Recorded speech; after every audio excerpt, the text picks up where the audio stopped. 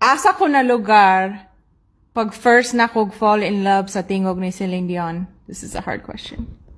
Ay, uy. Ang paka na ko. Lugar as in... Sa Davao. Si Ate Nining akong kauban. Bangkirohan. Oh, dang it! I thought I was gonna get to whack you. Dang it. Okay. Right si Mami. Unsang favorite na holiday nako? Ay, nako.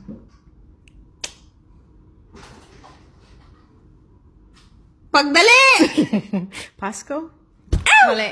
Birthday nako. Holiday daw. Unsa ang pangalan sa paborito nako na Pinoy na salida? Ay, nako. No, you should know this. Ay. Siya ang nagpalit.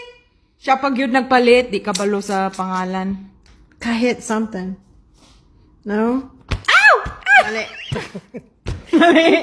Got to believe. Ila ka buok mga kanta na sulat na nako. Sobrang 100, sobrang 200, sobrang 300. Sober 300.